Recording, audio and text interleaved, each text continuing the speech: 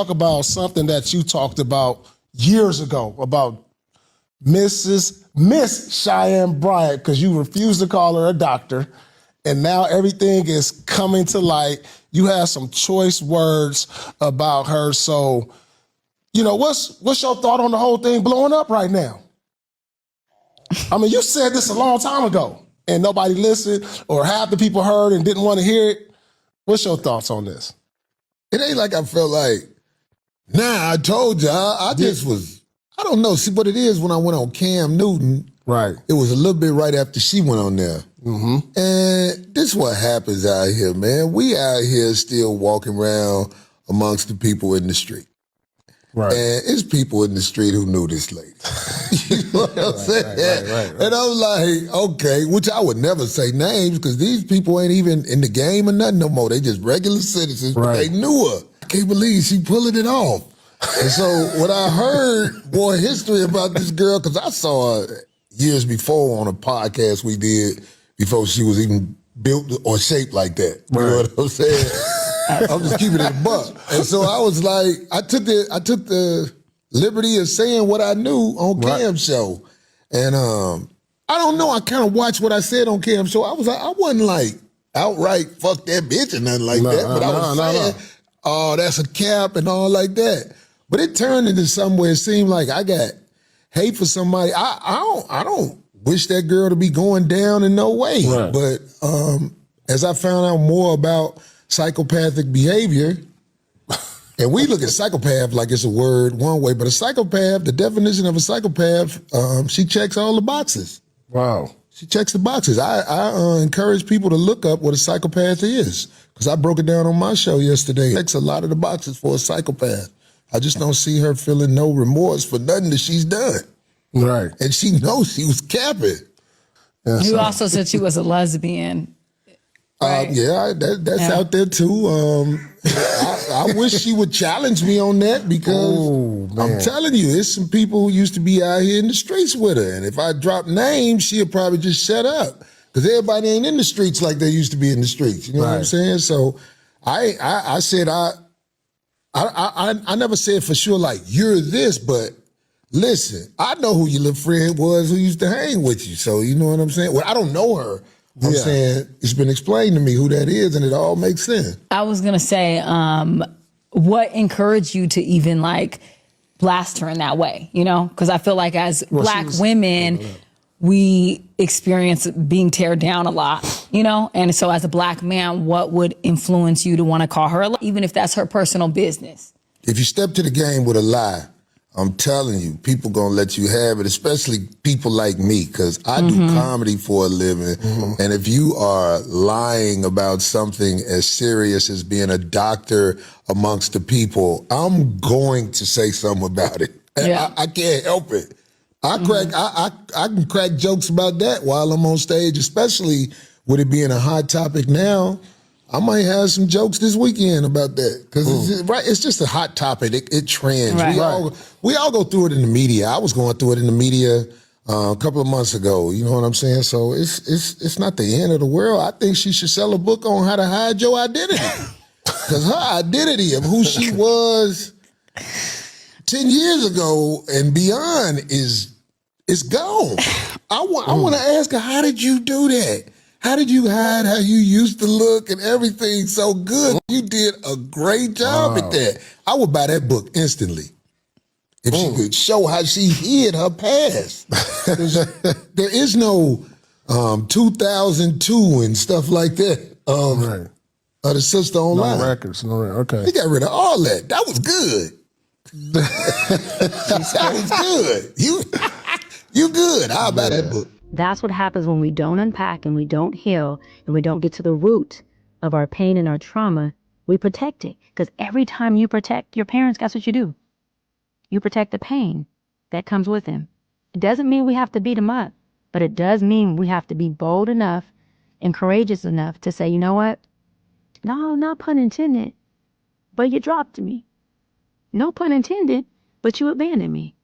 No pun intended, but because of that, I'm fucked up. I love some pussy before I go.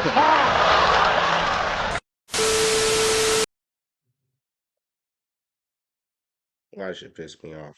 Like we got Dr. Bryant. I mean, Corey Holcomb going in on Dr. Bryant.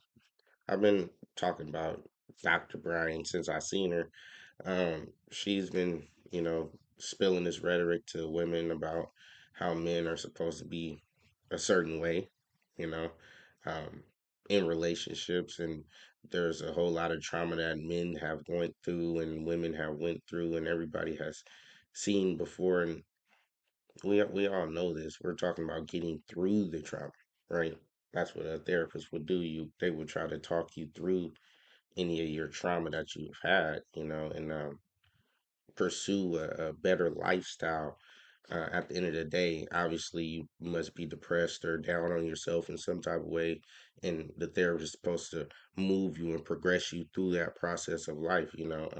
After all the trauma has been done, and you're trying to look for a better spot in your life to land and understand life a little bit better. That's what a therapist is supposed to do. But with Dr. Brian, I really didn't hear too much of this um, progress of what therapy is supposed to offer.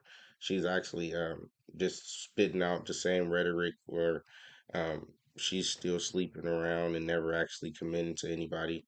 And women should do the same thing. They should actually explore all their options and stuff like this. And we already know psychologically this actually hinders a woman from mate selection, and a therapist or anybody that knows sociology should tell a woman that they're coaching that you will go into these different stages of life if you don't pick a mate early.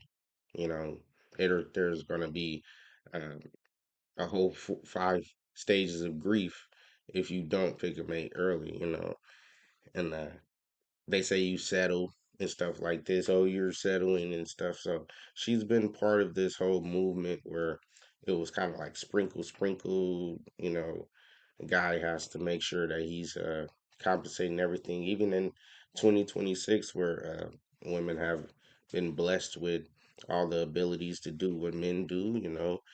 There was a whole lot of stuff that was held back in the 60s and, maybe early 70s.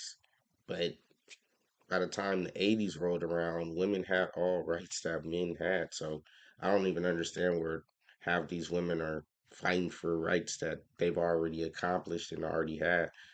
But they are exploring those rights. And once we see them taking full advantage of these rights, they're not actually going towards relationships. They're going towards being single and enjoying the fruits of their labor as far as like, the money they're making, and they're really not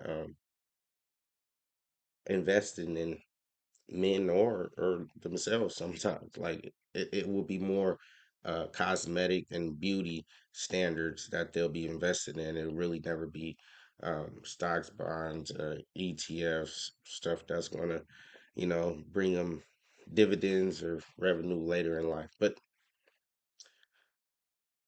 Dr. Brian has always pushed this same rhetoric, even though she's never been married. We already said that she's been supposedly a lesbian and everything else. So as she's spreading this, and she's a beautiful woman, and she is well articulate, and she knows how to capture a crowd by maybe her looks and with her stage presence, and all this stuff is taken into account when we're talking about Dr. Brian.